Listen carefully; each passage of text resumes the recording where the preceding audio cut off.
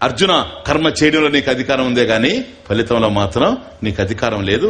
కర్మ చేసిన తర్వాత ఫలితం వస్తుంది. ఏ కర్మకి ఏ ఫలితం రావాలి అది నాకు తెలుసు, నీకు కాదు. ఎందువల్ల చట్టాలున్నాయి. నేను నిప్పు పట్టుకుంటాను, కాలకూడదు అని నువ్వు అనుకోవచ్చు, కాలకుండా ఉండదు. ఎందుకని నిప్పు గనక ధర్మం. ఎవరికి కాలుతుంది స్వామీజీ? ఏ పార్టీ వాడికైనా కాలిపోద్ది. కాంగ్రెస్ పట్టుకోమను, కమ్యూనిస్టులు పట్టుకోమనే, దేవుడు నమ్మరు పట్టుకోమనా, తెలుగుదేశం పట్టుకోమని సార్, అరవ దేశం పట్టుకోమను, కన్నడ దేశం ఎవరినైనా పట్టుకోమను. నిప్పు గనక ఎవడు పట్టుకున్నా చేయి కాలిపోద్ది. అది ధర్మం. నిప్పు ఉంది అక్కడ. పట్టుకోవడం పోవడం అనేది నీ మీద ఆధారపడింది. కర్మని ఏవ అధికార హతి, అది పట్టుకోవాలన్నా పట్టుకోకూడదు, అధికారం నీకుంది. నేను పట్టుకుంటాను, కాలకుండా ఉండాలి. అది ఎలా ముడియాదు. నువ్వు పట్టుకున్న తర్వాత కాల్చేస్తుంది. అది ధర్మం, అది నిప్పు యొక్క ధర్మం. కాబట్టి ఆ ఫలితంలో నీకు అధికారం లేదు. నీకు అధికారం కనుకుంటే నేను నిప్పును పట్టుకుంటాను, అది కాలకుండా ఉండాలి అని చెప్తావు, కుదరదు. కాబట్టి కర్మణీయవ అధికారహాతే మా ఫలేషు, ఫలితంలో అధికారం లేదు. కాబట్టి ఏ కర్మకి ఏ ఫలితం రావాలనో అది వస్తుంది కదా. ఇది కర్మయోగం విషయంలో. కర్మయోగంలో పరమాత్మ నాడు ఈశ్వర, కర్మఫల ప్రదాత. ఇప్పుడు అర్థం చేసుకో, రాగద్వేషాల విషయంలో ఇది జరగాలి అని నువ్వు అనుకోవడం, అది జరగకపోతే నువ్వు రియాక్ట్ కావడం అర్థం ఉందా అంట. ఇది ఎందుకు జరిగింది అంటున్నావు. అరే ఎందుకు అసలు ఆ పదం వాడొచ్చా నువ్వు? ఎందుకు జరిగింది అని కాదు అడగాల్సింది, ఎట్లా జరిగింది అని అడగాలి. క్వశ్చన్ చూడు ఎట్లా ఉంది. ఇది ఎలా జరిగింది అని అడగచ్చేమో గాని ఎందుకు జరిగింది అని అంటే జరగకూడదని నీ ఉద్దేశమా? జరగకూడదు అయితే ఎందుకు జరిగింది చెప్పు. జరగవలసింది గనకనే జరిగింది. నీకు పరిమితమైన జ్ఞానం ఉంది గనక అర్థం కాలేదు.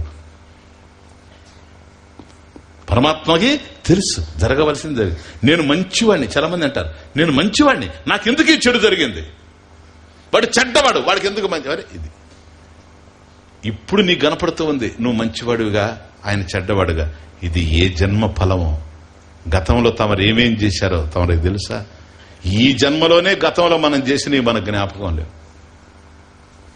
అర్థమవుతుంది? ఉండే జ్ఞాపకం లేవు, చాలా లేవు. మనం ఎవరికన్నా కనుక అప్పిస్తే జ్ఞాపకం ఉంటుంది, వాడి దగ్గర తీసుకుంటే అసలు జ్ఞాపకం ఉండదు. చాలా విషయాలు ఎట్లున్నాం కదా. అర్థమవుతుంది? ఇంకా అనేక జన్మలకు సంబంధించిన విషయం మన మనసులో ఎక్కడుంది. కానీ పరమాత్మను తప్పించుకొని పోవడానికి అవకాశం లేదు. ధర్మ రూపంలో పరమాత్మే ఉన్నాడు కనుక భగవాన్ కర్మలు నేను ఆచరిస్తున్నా, కర్మలకు ఫలితాలు వస్తున్నాయి, నాకు రావాల్సినవి నాకు వస్తాయి గాని నా ఆశలకు ఫలితాలు రావు, నా ఊహలకు ఫలితాలు రావు, నా కర్మలకు ఫలితాలు వస్తాయి. కర్మ ఫలితం ఎక్కడి నుంచి వస్తా ఉంది? ఎవరిచ్చేది? పరమాత్మ కదా. పరమాత్మ నుండి వస్తూ ఉన్నది గనక ప్రసాదం. ఇది పాయింట్. మొట్టమొదట మనం నిస్సహాయ స్థితిలో ఉన్నాము. ఈ సృష్టి అంతా కూడాను ధర్మబద్ధంగా ఉంది. ఇక్కడ నియతి ఉంది, ధర్మంతో నడపబడుతూ ఉంది. నియతి ఉంది గనక నియంత ఉన్నాడు. నియంతే నియతి రూపంలో ఉన్నాడు. భగవంతుడే ధర్మ రూపంలో ఉన్నాడు. అందుకనే రాముడు ధర్మస్వరూపుడు, రామో విగ్రహవాన్ ధర్మ. కాబట్టి ధర్మ రూపంలో పరమాత్మ ఉన్నాడు గనక ఈ సృష్టిలో, పరమాత్మ సృష్టిలో ఎవరికి ఏది అందినా అందవలసిందే అందింది. అది ఎందుకు అందింది అనేది నాకు తెలియకపోవచ్చు, ఎలా అందిందో నాకు తెలియకపోవచ్చేమో గాని నాకు అందవలసిందే అందింది. ఎందుకని కర్మ ఫలితం గనక. కాబట్టి నేను చేసిందే నాకు అందుతూ ఉంది గనక భగవాన్ ప్రసాదం, నువ్విచ్చేది నాకు ప్రసాదం.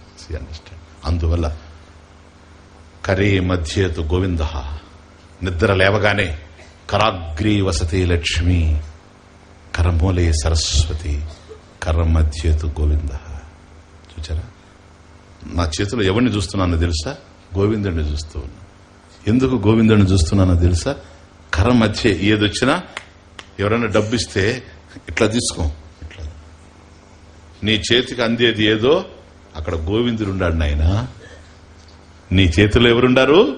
గోవిందుడున్నాడు. అందుకని నీకు అందవలసిందే అందుతూ ఉంది.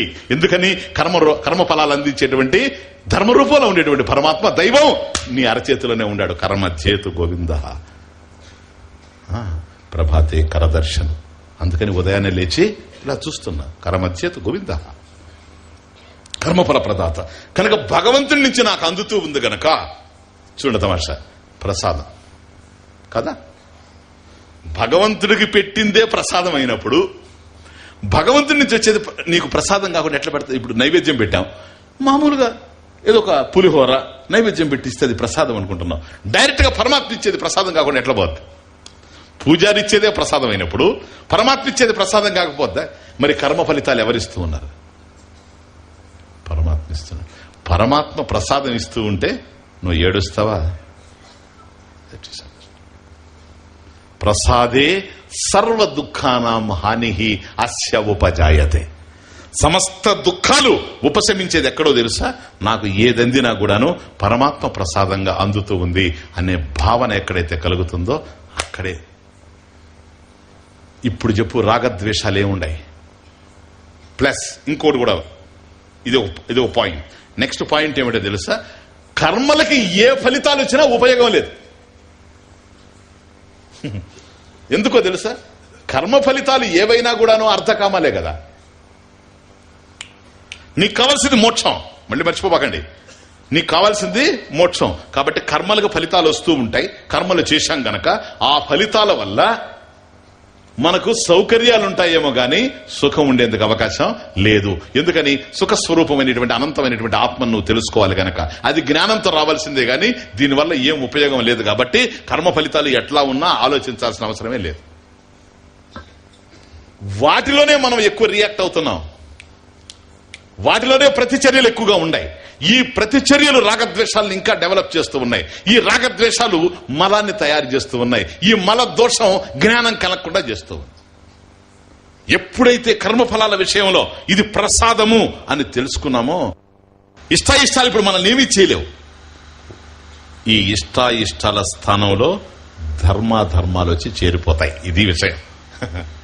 కాబట్టి రాగద్వేషాలు కాదు, ధర్మం ఏదో అది నేను చేయాలి, అధర్మం ఏదో అది నేను చేయకూడదు. ఎందుకని? ధర్మ రూపంలో ఉండేది భగవంతుడే కనుక. అది తర్వాత పాయింట్ వస్తాను. ఇప్పుడు కర్మఫలాల వరకు అర్థం చేసుకోండి. కనుక కర్మకు ఏ ఫలితం వచ్చినా కూడాను పరమాత్మకు తెలుసు. నాకు రానిదైతే రాదు, వచ్చింది అన్నప్పుడు నాకు ఇష్టం లేకపోవచ్చు కానీ నా ఇష్టాయిష్టాలకు సంబంధం లేదు.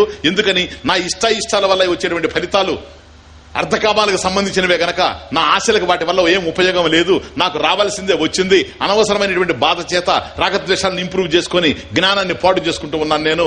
కాబట్టి భగవాన్ ప్రసాదం. ఫినిష్. ఏ కర్మమునకు ఏది ఫలమో ఎరిగిన వారెవరో. ఎవరికైనా తెలుసా? ఊగే చెట్లను ఊపే గాలులు కంటికి కనబడవు, జీవుల నడిపే కర్మఫలాలు మనసుకు వినపడవు. ఏ క్షణానికి ఏదేమౌనో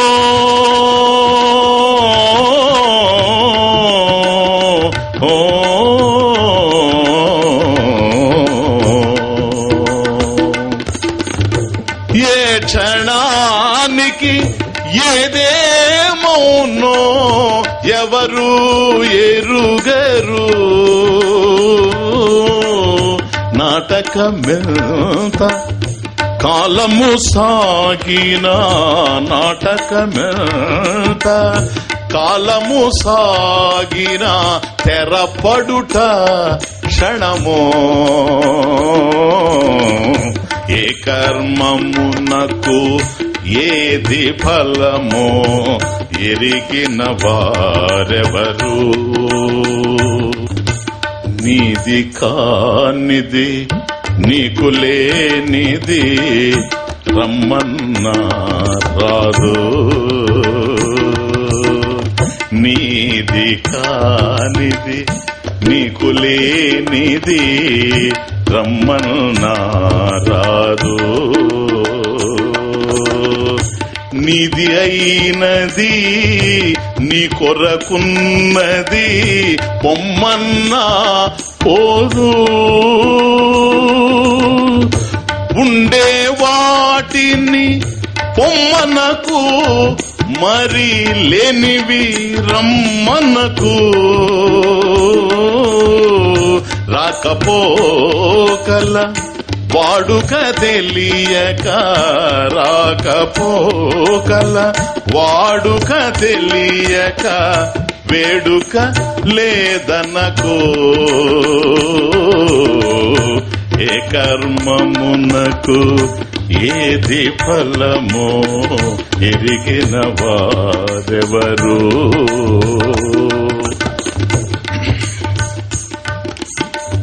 ఇప్పుడు అర్థమా ఏంటంటే, నీది కానిది నీకు లేనిది రమ్మన్నా రాదు కాదు. మనం ఏమనుకుంటున్నాం, అయినా రావాలి నాకు అనుకుంటున్నాం. ఇది రాగద్వేషాలు. కొన్ని పోవు, అయినా పోవాలనుకుంటున్నాం. ప్రయత్నం చేయడం తప్పులేదు, పోకపోతే ఏడుస్తూ ఉంటే మాత్రం లాభం లేదు. అది ప్రసాదం అని యాక్సెప్ట్ చేయాలి. అనుకూలములు ప్రతికూలములు కర్మలలో లేవు. నంబర్ 1, అనుకూలములు ప్రతికూలములు ఫలములలో లేవు. నంబర్ 2, చూసారా, ఇది అనుకూలం అది ప్రతికూలం అని చెప్పే ప్రశ్న లేదు. ఏ ఫలం అనుకూలం, ఏ ఫలం ప్రతికూలం? అసలు ఏది నీకు అనుకూలం? జ్ఞానం ఒక్కటే నీకు అనుకూలం. ఇది అధికం, అది అల్పం, వాటి వల్ల ఉపయోగం లేదు. ఎందుకని నీకు కావాల్సింది అది ఇవ్వలేదు. కర్మల ఫలితాలు వస్తూ ఉంటాయి. అనుకూలములు ప్రతికూలములు ఫలములలో లేవు. అల్పమైన అధికమైన ఫలము నిష్ఫలము. రాగము లేని ద్వేషము కాని, రాగము కాని ద్వేషము లేని ఫలములు బాధించవు. ఏది వచ్చినా ఎలా వచ్చినా, ఏది వచ్చినా ఎలా వచ్చినా నీకది ప్రసాదము. ఫినిష్. ఏదైనా రాని, మృత్యువు కూడా రాని కాక, ఏది వచ్చినా ఎలా వచ్చినా నీకది ప్రసాదము. ఏ కర్మమునకు ఏది ఫలమో ఎరిగిన వారెవరు. కనుక ఏ ఫలం వచ్చినా కూడాను మళ్ళీ నశించిపోయేదే, వచ్చేదే గనక పోయేదే. రాకపోకలు కలిగినవే. ఏ ఫలం వచ్చినా ఉపయోగం లేదు, వచ్చేవన్నీ పోయేందుకే. ఏదైతే వస్తే పోకుండా ఉంటుందో అది నాకు కావాలి, అది జ్ఞానం ఒక్కటే. అటువంటి జ్ఞానాన్ని పొందితేనే నేను సుఖపడగలను. అలాంటి జ్ఞానాన్ని పొందాలంటే నా మనసు అనుకూలంగా ఉండాలి. ఇది అంతఃకరణ శుద్ధి. ఇది పాడు చేసేటువంటి రాగద్వేషాలు. ఇది కర్మల్లో పడిపోయి కూరుకుపోయి రాగద్వేషాల మధ్య మలదోషాన్ని తయారు చేసుకుంటున్నాయి. మలదోషం ఉంది గనక విక్షేప దోషం, ఆసిలేషన్. ఏకాగ్రత లేదు, ఏకాగ్రత లేదు. ఎవడేం చేస్తాడు? ఏకాగ్రత ఎందుకు లేదు సార్? ఏకాగ్రత అంటే ఏంటి? మనసు చెలిస్తుంది. స్వామీజీ నన్ను ఏం చేయమంటావు? పట్టి ఆపమంటావా? అదేమన్నా కుక్క పరిగెత్తా ఉంటే నేను ఆపడానికి ఏం చేయగలను నేను? నీ రాగద్వేషాలు సార్. నీ మనసును కదిలించేది రాగద్వేషాలు. చెట్టుని కదిలించేది, గాలి వీస్తే చెట్టు కదులుతుంది, మొక్క కదులుతుంది. రాగద్వేషాలు కదిలిస్తున్నాయి. కాబట్టి నేను నీ మనసును ఆపతానని ఎవడైనా చెప్పాడు అనుకోండి, పిచ్చోడని అర్థం. లే, నీ మనసును ఆపాలంటే నీ రాగద్వేషాలని నీకు అర్థమయ్యేటట్టు చెప్పాలి నేను. అంతకన్నా ఇంకొక మార్గమే లేదు. రాగద్వేషాలు నీకు అర్థమైనవి అనుకో, లైక్స్ అండ్ డిస్లైక్స్ నువ్వు న్యూట్రలైజ్ చేయగలిగినప్పుడు మనసు కదిలే అవకాశం అది. ఓకే. అర్థమైంది? కాబట్టి ఏ కర్మ ఫలితమైనా నిష్ఫలం. నూనో మంచి టర్నింగ్ తిరుగుతున్నాం, జాగ్రత్తగా వినండి. మంచి బ్యూటిఫుల్ టర్నింగ్. ఏ కర్మకైనా ఫలితం నిష్ఫలం. ఎందువల్ల?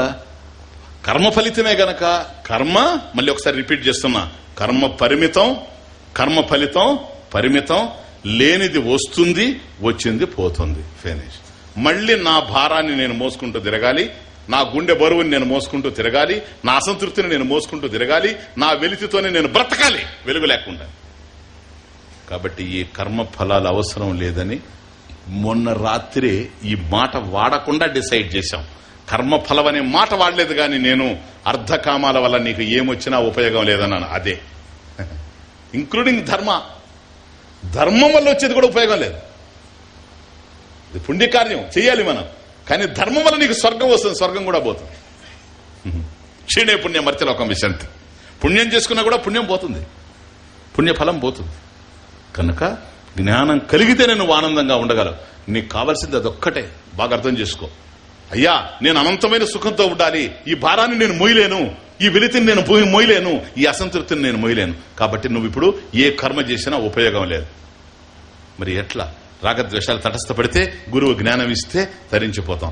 గురువు జ్ఞానం ఇవ్వాలంటే మధ్యలో ఇదొక గొడవ ఉంది, రాగద్వేషాల గొడవ, మలదోషం ఉంది. కాబట్టి ఏం చేయాలి? కర్మ చేయకుండా ఉండలేం. కర్మ చేయకుండా ఉంటామా? ఏం చేయకూడదు, నేనేమి చేయనని కూర్చున్నాను అనుకోండి, అది కూడా ఏదో చేయడమే. ఏంటంటే ఏం చేయకుండా ఉండడం, అది కూడా ప్రయత్నమే. సినవ్.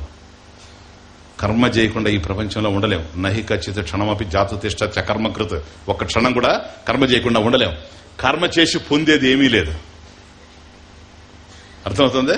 కాబట్టి ఇక్కడ మనం చేయాల్సింది ఏమిటో తెలుసా? ఫలితాలను వచ్చే కర్మలు కావు, మనసును శుద్ధి చేసేటువంటి కర్మలు ఏమిటో అవి చేయాలి. అంతఃకరణ శుద్ధికి పనికొచ్చే కర్మలు చేయాలి. ఎందువల్ల? తద్వారా మనసు శుద్ధి పడిపోతుంది, గురువు జ్ఞానాన్ని ఇస్తాడు, నేను అందుకుంటాను. ఓం స్వస్తి ప్రజాభ్యః పరిపాలయంతాం న్యాయేన మార్గేణ మహీషాః గోబ్రాహ్మణేభ్యః శుభమస్తు నిత్యం. లోకాః సమస్తాః సుఖినో భవంతు. కాళే వర్షతు పర్జన్యః పృథివీ సస్యశాలినీ. దేశోऽయం క్షోభరహితః బ్రాహ్మణాః సంతు నిర్భయాః. ఓం పూర్ణమదః పూర్ణమిదం పూర్ణాత్ పూర్ణముదచ్యతే పూర్ణస్య పూర్ణమాదాయ పూర్ణమేవావశిష్యతే. ఓం శాంతి శాంతి శాంతి. పెంచినావు భక్తి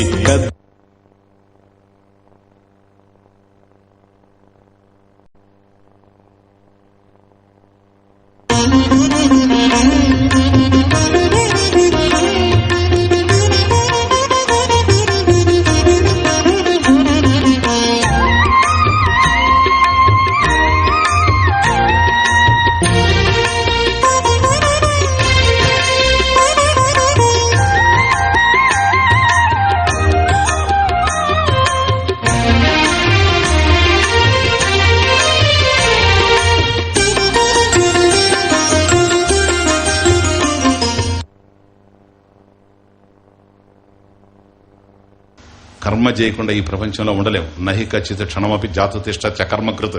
ఒక్క క్షణం కూడా కర్మ చేయకుండా ఉండలేం. కర్మ చేసి పొందేది ఏమీ లేదు. అర్థమవుతుంది? కాబట్టి ఇక్కడ మనం చేయాల్సింది ఏమిటో తెలుసా?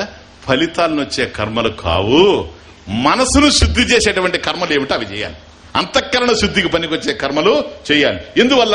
తద్వారా మనసు శుద్ధి పడిపోతుంది, గురువు జ్ఞానాన్ని ఇస్తాడు, నేను అందుకుంటాను. అవి ఏమిటి స్వామీజీ? పూజ, జపము చేస్తుంది.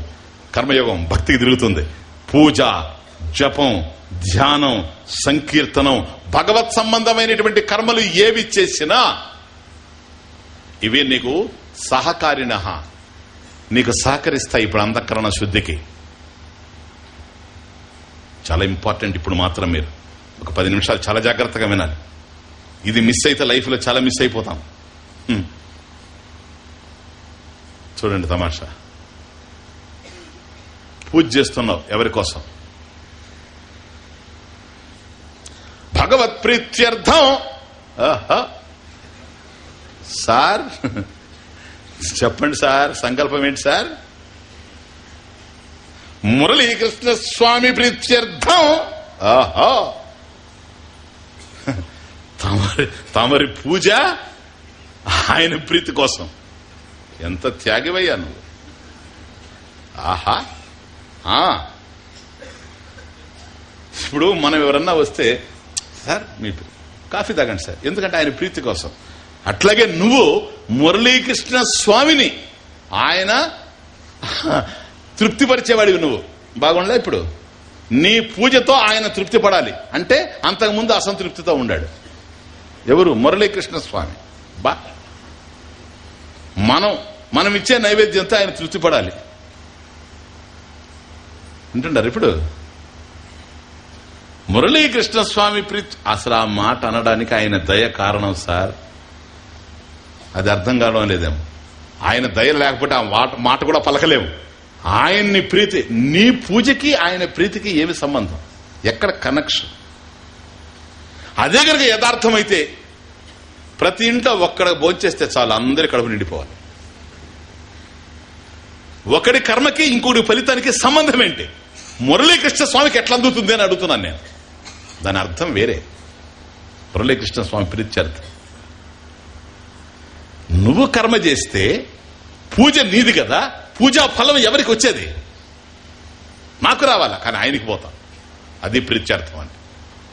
నా కర్మకి గనక ఫలం ఆయనకి పోయేటట్లయితే, నేను చేసినటువంటి పూజకి ఫలం ఆయనకి పోతే, నేను చేసిన పాపం యొక్క ఫలం కూడా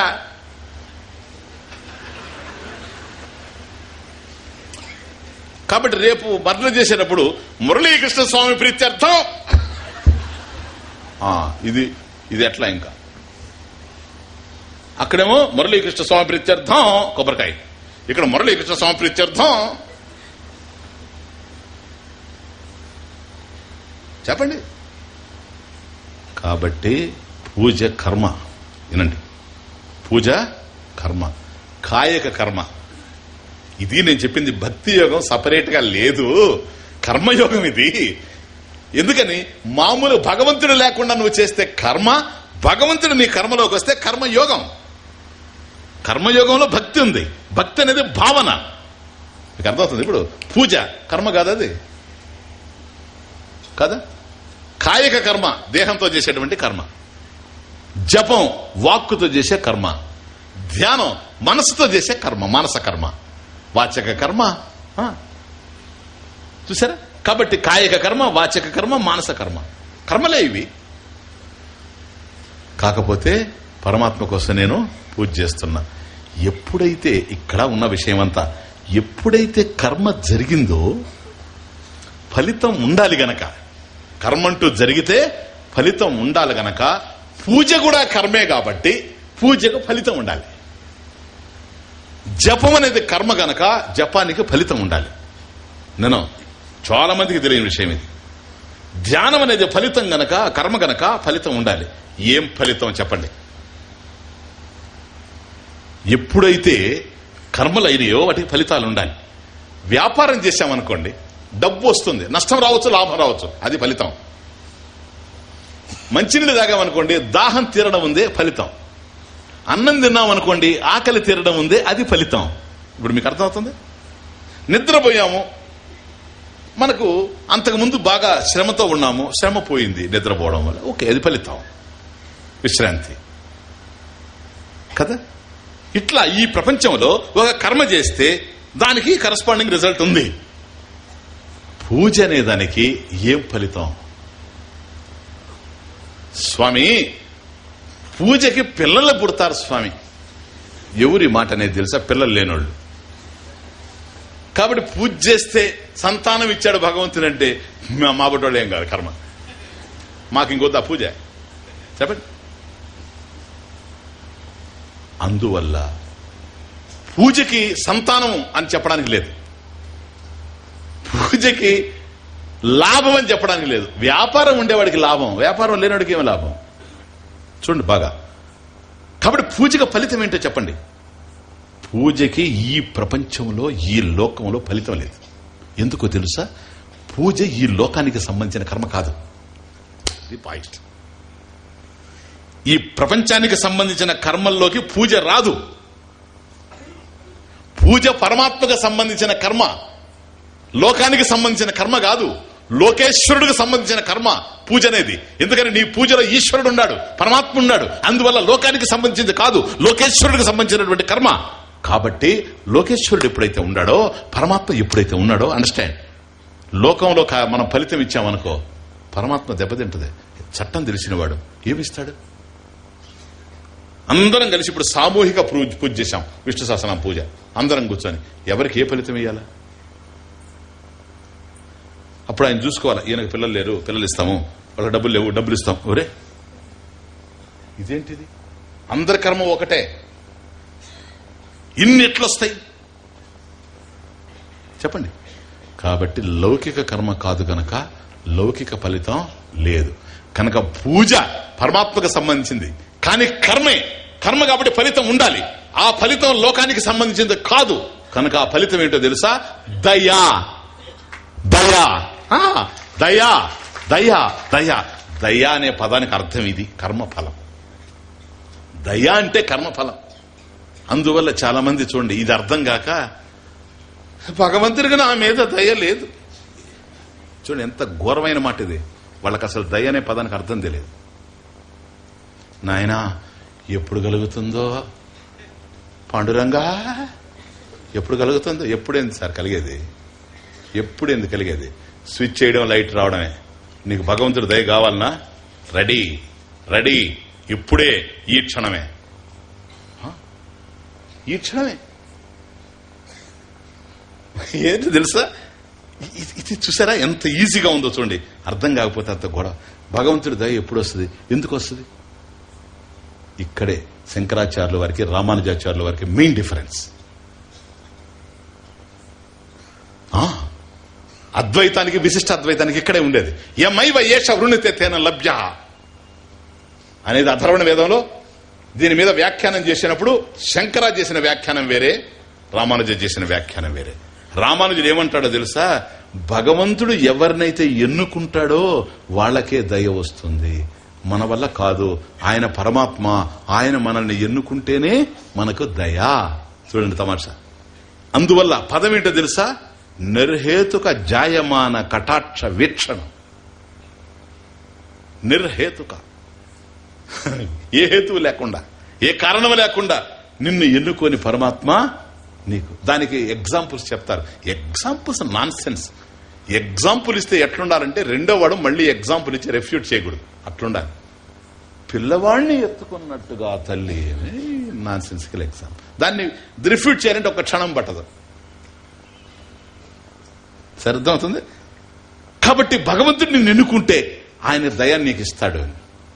ఎవరిని ఎన్నుకుంటాడు భగవంతుడు? కమా అని చెప్పు. That is Shankara. చెప్పు.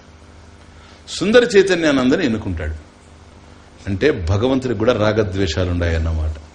శంకర జీనియస్ మైండ్, పుట్టలేదటువంటి మేధావి. ఇంకా